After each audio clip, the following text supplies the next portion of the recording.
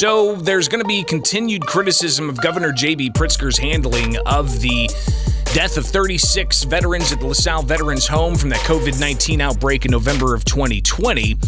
And we expect hearings in the Illinois House. Will the Illinois Senate follow suit? Still unclear on that, but we will see some hearings in the House at least before the end of the month. But it is here with Springfield's Morning News. I'm Greg Bishop on WMAY, Springfield's News and Talk on the 92.7 FM dial. All right, so keep it there for us. But I want to get into kind of the back and forth here about what some of the Republican candidates have had to say about Governor J.B. Pritzker's handling of that LaSalle COVID outbreak. And in particular, you're going to hear from State Senator Darren Bailey, Aurora Mayor Richard Irvin. He came out for a news conference yesterday. We'll unpack that some more a bit here in a moment. Entrepreneur Jesse Sullivan on social media. And when we talked with Max Solomon yesterday here on WMAY, here's what they had to say about the ongoing issues and the oversight that's needed at the LaSalle Veterans Home from the COVID-19 outbreak from November of 2020.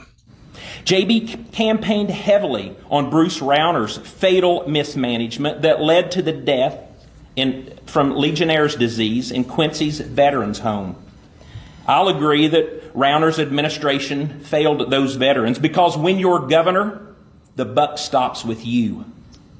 My heart is breaking for these veterans and their families, and my blood boils when I see excuses coming from our governor.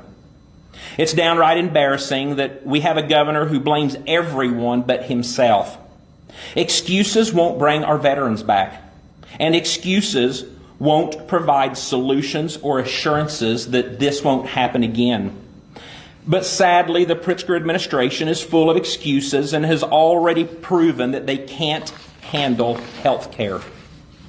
What we're talking about today rise to a level of negligence where somebody has to be held responsible for the death of our 36 heroes that could have been prevented and avoided. Deaths that but for J.B. Pritzker's failure to act, could be alive today. Their families deserve for J.B. Pritzker to answer as to why he allowed their loving family members, heroes of the state of Illinois, to die and perish without concern. Today, an Auditor General's report stated that there was gross negligence and incompetence by the Pritzker administration right here at the LaSalle Veterans Home, where 36 veterans lost their lives. You know, it was 4 years ago that J.B. Pritzker was slamming Bruce Rauner when he was running for governor, saying his failures at the Quincy Veterans Home made him unfit to lead. By his own definition, J.B. Pritzker is unfit to lead the state of Illinois as our governor. He's got to own the COVID outbreak that happened at the veterans' homes. Look, Governor Pritzker did everything wrong back in 2020 when the outbreak happened. He destroyed his policies, destroyed a lot of lives, the shutdown, the extensions, the grab on power. Everything was just wrong. And of course, they try to shift the blame. That's what he does, shift the blame. And he's got to own this one. It's unfortunate. And my heart goes out to all the people who lost loved ones during the outbreak and the veterans' homes. It is my hope that we can find a lasting solution to future outbreaks if it happens, but not the way the governor has handled it so far. So again, that's just some of the Republican candidates, others including Gary Rabine, critical of the governor, Paul Schimpf, critical of the governor. And I also reached out to Beverly Miles, the Democratic challenger for Governor J.B. Pritzker on the primary ballot. And she said, as a veteran nurse who worked at the VHA hospital, I understand how healthcare systems work. And she says, obviously, Governor Pritzker overlooked the seriousness of the LaSalle home, which led to fatal consequences. Additionally, there's no excuse for what happened at the LaSalle home. Our American war heroes deserve better, and J.B. Pritzker does not deserve a second chance to fail us again, Beverly Miles said. Again, she's running against Pritzker on the Democratic ballot. But you have 6 Republicans on the Republican ballot. And yesterday, Aurora Mayor Richard Irvin held a news conference. We're going to dig into this a little bit, and we're going to push news just a few minutes. But I want you to hear, he held a news conference about the need for more action taken break-in and more accountability of the Veterans Home. But the questions from the Chicago area media that were in Aurora for this news conference yesterday, they didn't go into the 36 deaths at the Veterans Home back in 2020.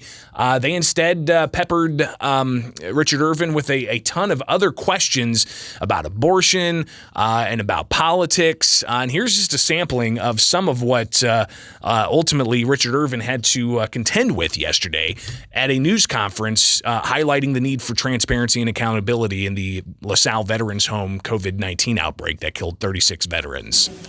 Listen, I'm pro-life. But as it concerns that leaked draft document, until we get the final decision from the Supreme Court, I think it's irresponsible for us to hypothesize and speculate on what the outcome will be. There be a federal law that bans abortion.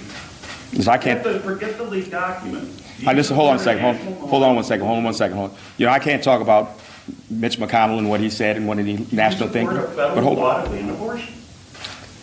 What we do in Illinois, I'm running for governor of the state of Illinois. I'm not talking about what the federal government's going to do. In Illinois, we have our own lester, and what we're doing, and what we're talking about today is the extreme things that J.B. Pritzker is doing. What I'm hearing when I drive around Illinois, that a teenager can walk into an abortion clinic and get an abortion without their parent being notified. That's a porn. And I think hold on, let me finish. And